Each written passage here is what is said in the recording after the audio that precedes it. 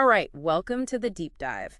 Today we're going to be looking at something that's really essential in the world of cybersecurity these days, the NIST Cybersecurity Framework. Yep. The NIST Cybersecurity Framework, version 2.0 to be precise. Yeah. CSF 2.0 for short. Yeah, CSF 2.0. Now, this framework, it's kind of like a guide, a roadmap, if you will, for managing those pesky cybersecurity risks.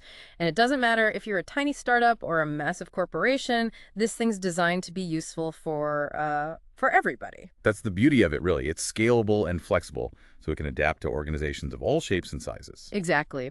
And today, we're going deep, deep into the heart of the CSF 2.0. We're talking about the CSF core. Right. The core. It's like the essence of the framework. It gives you this high-level taxonomy of cybersecurity outcomes that you should be aiming for. It's not so much about the specific steps you take, but more about setting the right goals. Exactly. It's about the what rather than the how. Perfect analogy. Now, the core is structured around 6 key functions: govern, identify, protect, detect, respond, and recover. Those 6 functions, they cover the entire life cycle of cybersecurity risk management, from setting the strategy to recovering from incidents. And that's exactly what we're going to unpack today. Each function, its categories, and even some of the subcategories. Plus, we'll be throwing in some real-world examples to show you how this stuff actually works in practice. It's going to be a deep dive, all right? We'll try to make it as practical and engaging as possible. So if you're ready to level up your cybersecurity knowledge and maybe, just maybe, gain a little shortcut to becoming well-informed about this whole cybersecurity management thing, well, you've come to the right place. Let's kick things off with the first function, govern. This one feels kind of like the control center, wouldn't you say? Definitely. The govern function, or GV for short, it's all about setting the tone, the direction. You're establishing, communicating, and monitoring your organization's whole cybersecurity risk management strategy. It's the expectations you set, the policies you put in place. It really is the foundation. It kind of shapes everything else that follows, right? Absolutely. It informs and influences all the other 5 functions. And importantly, it's about integrating cybersecurity into your overall enterprise risk management approach. Cybersecurity isn't some isolated thing anymore. It's got to be woven into the fabric of the entire organization. Exactly. So within govern, we start with organizational context, or GV.OS. It's about understanding the environment your organization operates in, the context for those cybersecurity decisions. Makes sense. So GVOC01, the first subcategory here, stresses the importance of understanding your organization's mission. What's its core purpose? Why does it exist? Right, because that core mission, it's going to directly influence your cybersecurity priorities. Take a hospital, for example. Their mission is patient care, right? Saving lives, improving health, that sort of thing. Exactly. So protecting electronic health records, making sure they're confidential, accurate, and accessible, that becomes absolutely paramount. It's not just about protecting data, it's about protecting people's lives, their well-being. Exactly. And understanding your mission also helps you frame cybersecurity as a business enabler, not just a cost center.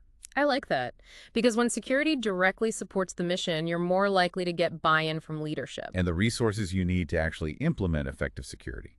So moving on to GV.OCO2, we're looking at understanding your stakeholders, both internal and external, and what their expectations are. You got to put yourself in their shoes. What are their concerns? What are they relying on you to do? Let's stick with the hospital example. What would some of those stakeholder expectations be? Well, for patients, it's pretty clear. They expect their personal health information to be secure, no leaks, no breaches. That's a given these days. Right. And then you have regulators. In the U.S., healthcare organizations have to comply with ITPIA. That sets very specific requirements for protecting patient data. IPIA, that's the Health Insurance Portability and Accountability Act. Exactly. And beyond regulations, you also have contractual obligations with business partners. They want assurances that your security posture isn't going to create risks for them. Makes sense. So you've got patient expectations, regulatory requirements, and contractual obligations. All these different perspectives need to be considered when you're shaping your cybersecurity efforts. It's about building trust, ensuring you can operate smoothly. Right. And that neatly leads us to GV.OCO3, which is all about managing those legal, regulatory, and contractual requirements. It's about translating those expectations into concrete actions. Absolutely. It's not just about understanding the requirements. It's about actually implementing the controls and processes needed to meet them. So we already mentioned IPA for healthcare. What are some other examples? Well, if you handle data from EU citizens, you've got GDPR to worry about, the General Data Protection Regulation. GDPR, that's a big one. Pretty strict rules on data privacy. Right. And for financial institutions, you've got things like PCI DSS, the payment card industry data security standard. It's all about protecting credit card data. So managing these requirements, it's not just about avoiding fines and penalties. It's about demonstrating that you take security seriously, that you're a trustworthy organization. Okay, GV.OC04 gets into the idea of external dependencies. This is about understanding which external factors can impact your cybersecurity. Give me an example. Sure. Imagine a manufacturing plant that relies heavily on a specific vendor for their industrial control systems. The systems that control their production line. Okay, I see where this is going. If that vendor has weak security practices, or if they suffer a cyber attack, it could cripple the plant's operations. Production could grind to a halt. Exactly. Understanding these dependencies allows you to proactively manage those risks.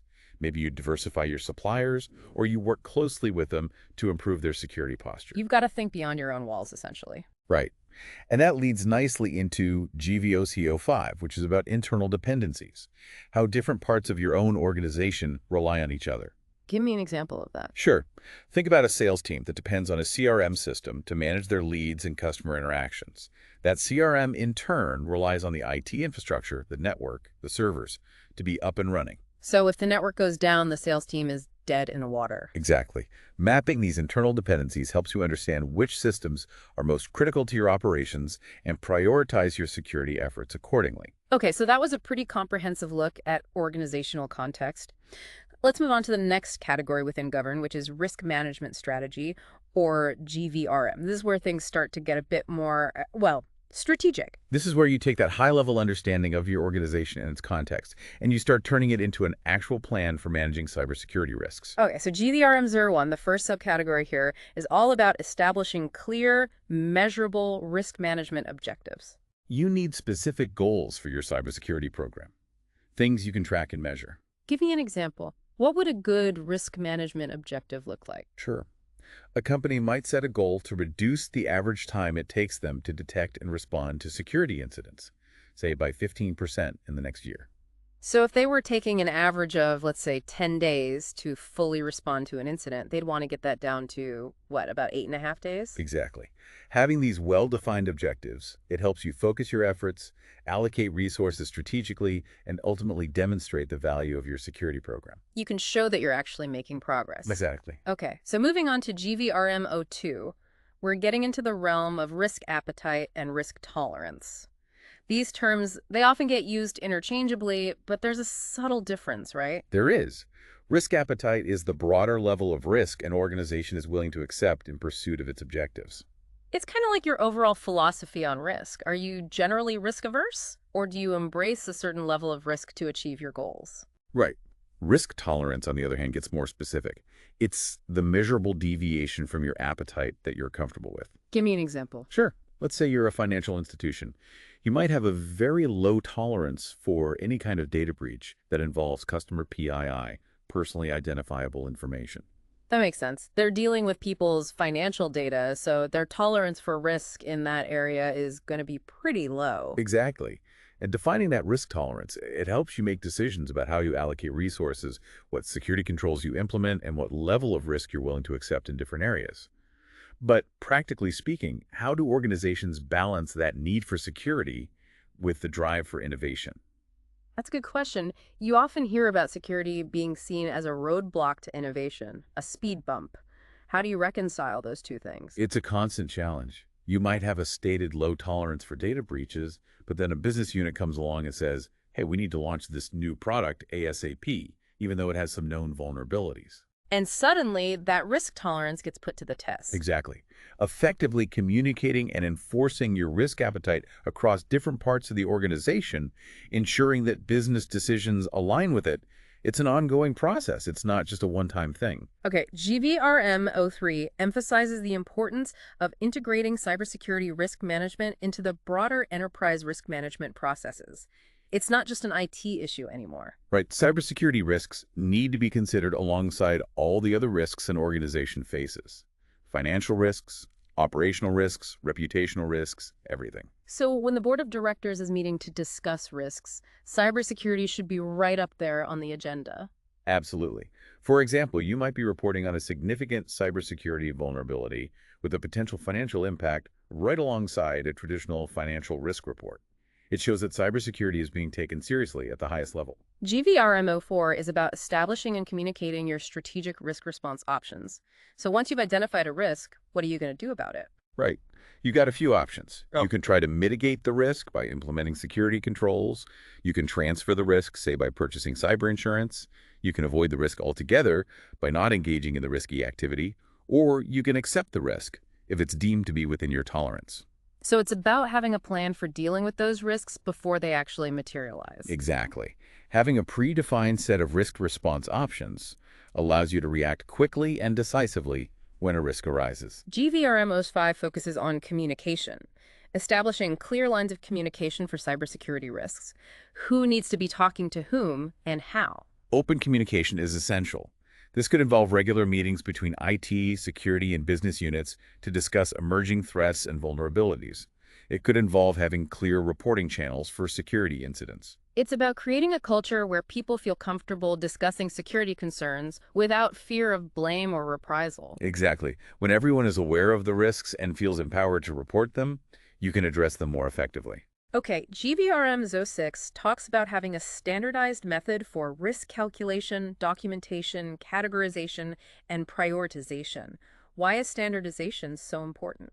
Consistency is key. If everyone is using the same methods to assess and document risks, it makes it much easier to compare those risks across different parts of the organization. It's like speaking the same language when it comes to risk. Exactly. For example, you might use a risk matrix to classify vulnerabilities as high, medium, or low based on their likelihood and impact. Having a consistent approach makes it easier to prioritize your remediation efforts and allocate resources effectively. GVRM07 brings in an interesting point. It's about considering strategic opportunities, or, as they call them, positive risks. Cybersecurity isn't just about preventing negative outcomes. It can also be about enabling new opportunities. Give me an example. Sure. Let's say you're considering adopting a secure cloud infrastructure. That can not only reduce your on-premises security burden, but it could also open up new business opportunities. Maybe you can offer new services that wouldn't have been possible before. So you're turning a potential risk, moving to the cloud, into a strategic advantage. Exactly. This subcategory encourages organizations to think about the potential upsides of good security practices. Okay, so that was a pretty in-depth look at risk management strategy.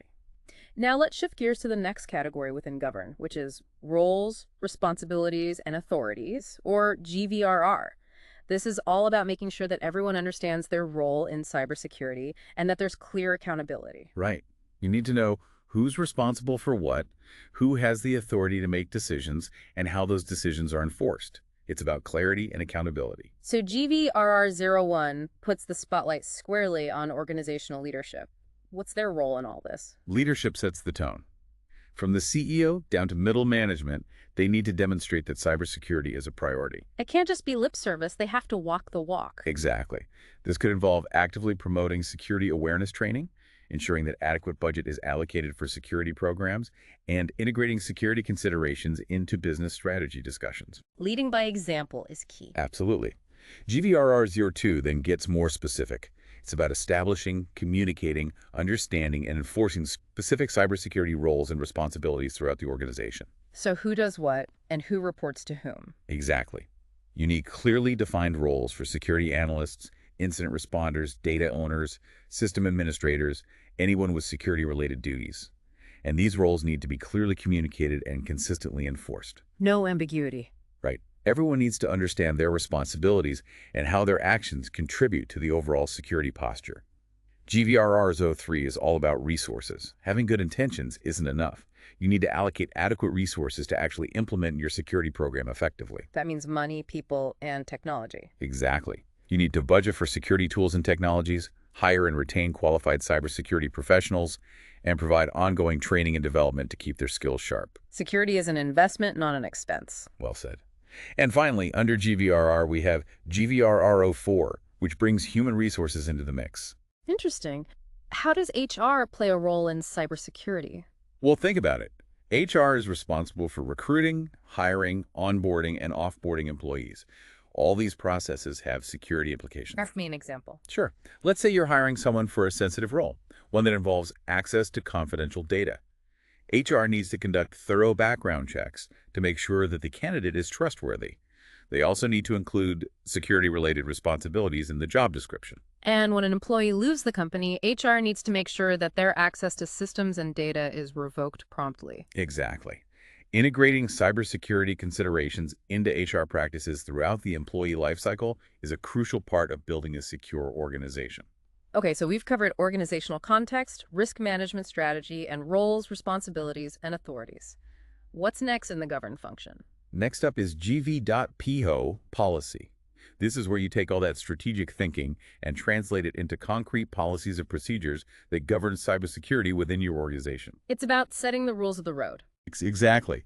GV.PO01 focuses on establishing policies based on all the things we've already discussed.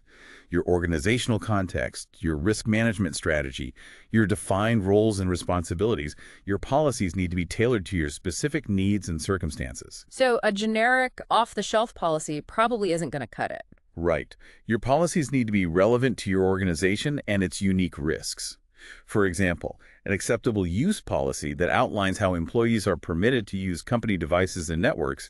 It should reflect your risk tolerance, legal obligations, and overall cybersecurity strategy. It's got to be customized to your specific environment. Absolutely. Yeah. And GV.PO02 emphasizes the need to review and update your policies regularly. Because the threat landscape is constantly evolving, new technologies are emerging, regulations change. Exactly. Your policies can't be static documents. They need to be living, breathing things that adapt to change. So you might review your password policy annually to make sure it aligns with current best practices, or you might update your data handling procedures to reflect new privacy regulations. Right. It's about staying ahead of the curve and making sure your policies remain effective over time. All right, moving on to GV.OV oversight. This is all about making sure that your cybersecurity program is actually working. You've got all these plans and policies in place, but are they actually achieving their intended outcomes? Exactly.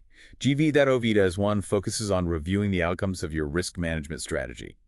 Are you actually reducing risk? Are you meeting your objectives? So you need to establish some key performance indicators, KPIs, to track your progress. Right. You might look at trends in the number and severity of security incidents, the time it takes you to detect and respond to threats, the results of vulnerability assessments. You're essentially measuring the effectiveness of your security program. Exactly. And GV.OV02 is about adapting to change, reviewing and adjusting your strategy to make sure it continues to address the evolving risks and requirements. Because the threat landscape never stands still. Right. New vulnerabilities are discovered all the time, new attack techniques emerge, regulations change.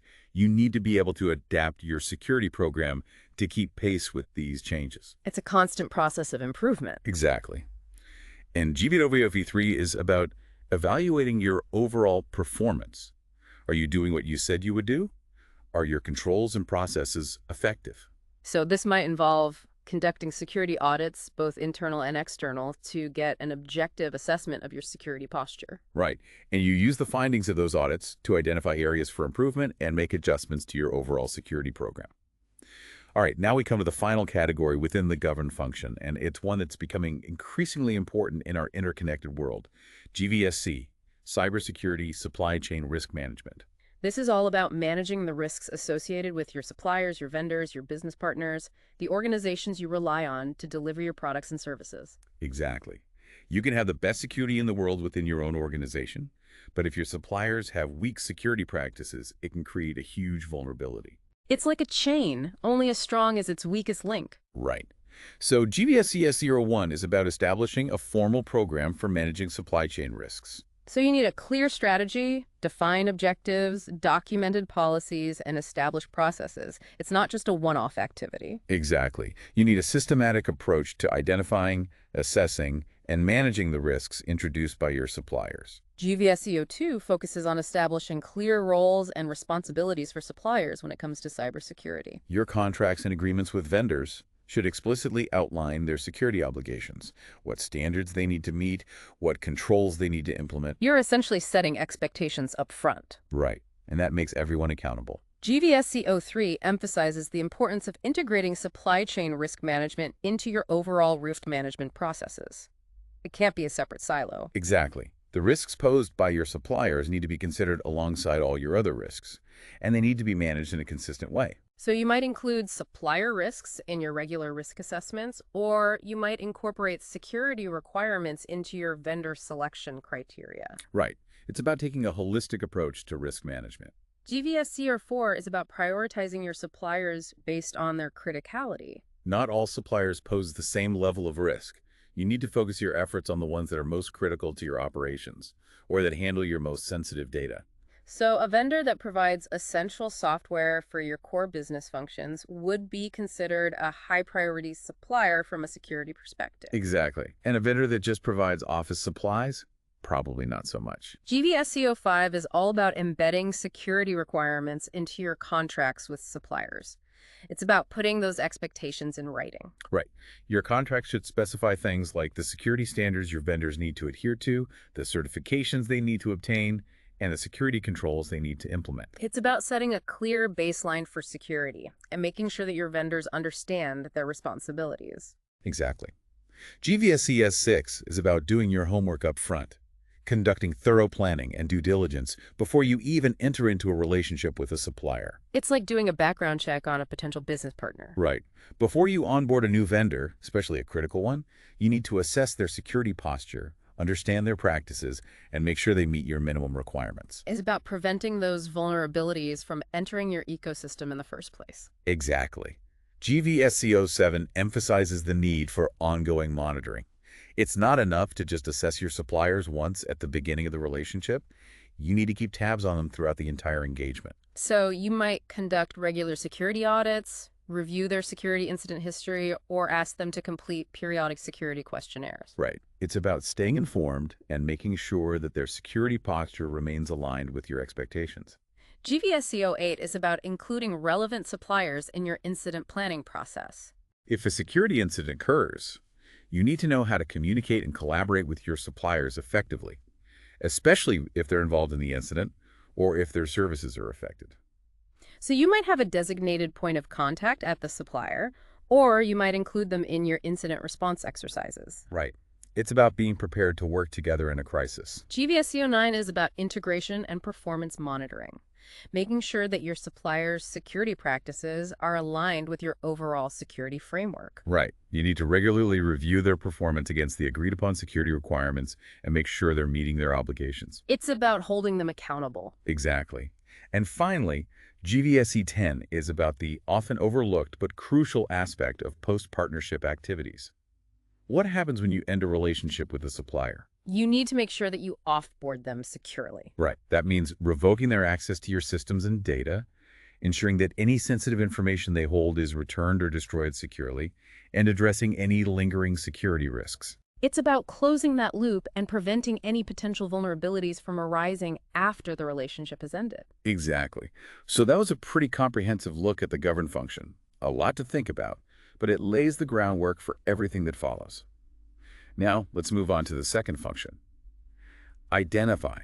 This is where we really start digging into your specific risks. This is where it gets interesting, right? This is where the detective work begins. The identify function, or ID, is all about understanding your current cybersecurity risks. You're identifying your critical assets, figuring out your dependencies on suppliers, and looking for areas where you can improve your security posture. Think of it as taking a detailed inventory of your digital world. Exactly. You need to know what you have, where it is, and how important it is before you can protect it effectively. The first category under Identify is Asset Management, or IDAM. Seems pretty basic, but it's absolutely fundamental. You can't protect what you don't know you have. Exactly. So IDAM, the first subcategory here, focuses on maintaining hardware inventories.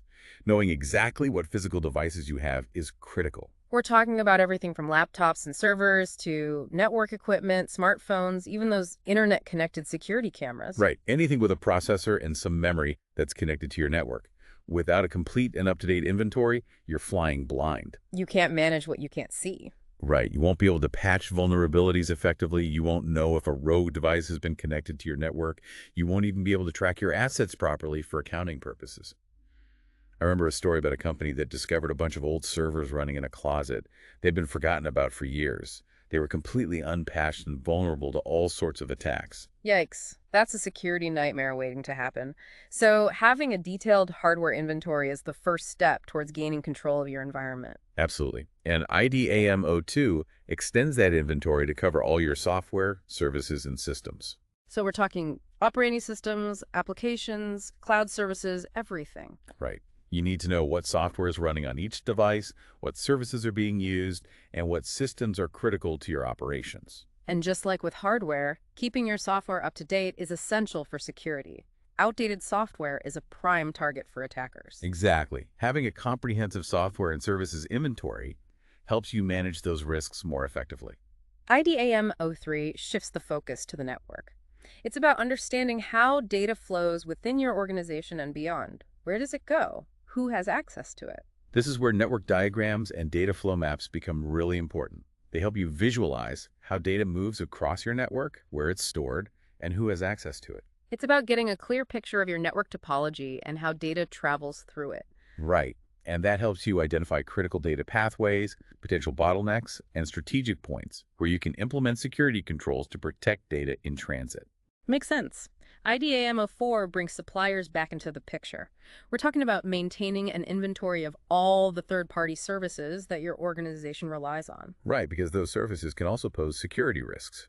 You need to understand what services you're using, what data they have access to, and what security controls they have in place. So we're talking cloud storage providers, email services, payroll processors, any external service that your organization uses. Exactly. Having a clear inventory of these services helps you assess and manage the risks associated with them, which we'll talk more about later. Now, IDAM5 is about prioritization. Not all assets are created equal. Right. Some assets are more important than others. Some hold more sensitive data. Some are more critical to your operations. Exactly. So you need to establish a system for classifying your assets based on their importance and sensitivity. So you might have a three-tier system: high, medium, and low. Right. And you would assign each asset to a tier based on factors like the sensitivity of the data it holds, the impact to the business if it were compromised, and the resources required to protect it. This helps you prioritize your security efforts and allocate your resources more effectively. Exactly. IDAM07 zooms in on the data itself. It's about maintaining data inventories and understanding the metadata associated with that data. Metadata, that's data about data, right? Things like when the data was created, who created it, and what its purpose is. Right.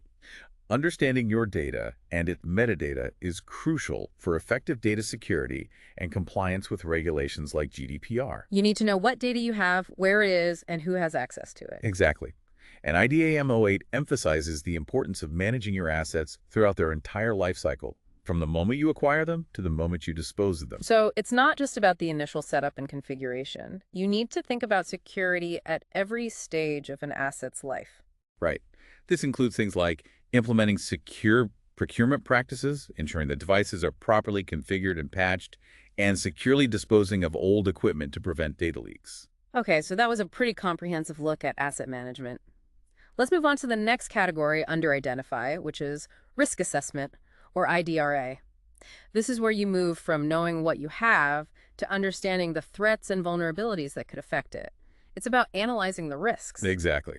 IDRA 01 is all about vulnerability management, identifying, validating, and recording any weaknesses in your systems and applications. So this might involve using vulnerability scanning tools to automatically search for known weaknesses. Right.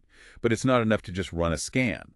You need to validate the findings, make sure that the identified vulnerabilities are actually exploitable, and then document them so you can track them and remediate them. It's about turning data into actionable intelligence. Exactly. IDRA 02 highlights the importance of cyber threat intelligence, staying informed about the latest threats and attack techniques. The threat landscape is constantly changing, so you need to be aware of what's out there. Right.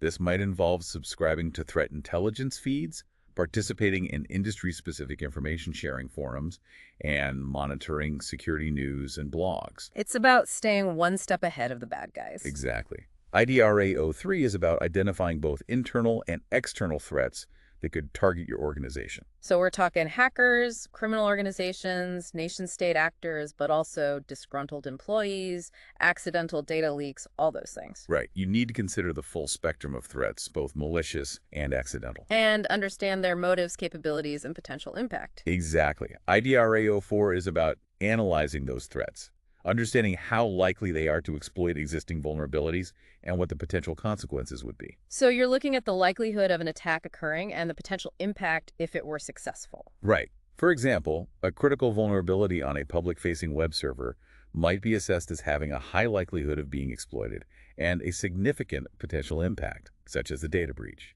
IDRA 05 takes all that information and uses it to determine your inherent risk. Inherent risk is the level of risk that exists before you implement any security controls. It's the baseline risk. So you're essentially calculating the risk based on the likelihood and impact of the threats and vulnerabilities you've identified. Exactly. And understanding your inherent risk helps you prioritize your risk response efforts. IDRA 06 is all about taking action, choosing how you're going to respond to those identified risks. Right. You've got 4 basic options: mitigate, transfer, avoid, or accept. So mitigate means implementing security controls to reduce the risk. Transfer means shifting the risk to a third party, like an insurance company. Avoid means not engaging in the risky activity in the first place. And accept means acknowledging the risk and living with it. Exactly. The appropriate response will depend on the specific risk and your organization's risk tolerance. But whatever response you choose, you need to develop a plan, track its progress, and communicate it to the relevant stakeholders. IDRA 07 is about managing change. Whenever you make changes to your systems or environment, you introduce new risks. Right. So whenever you implement a new system, deploy a new application, or make significant changes to your network, you need to conduct a risk assessment to understand the potential security implications. And you might need to implement new controls or update existing ones to mitigate those risks. Exactly. IDRA 08 is about establishing a process for receiving and responding to vulnerability disclosures.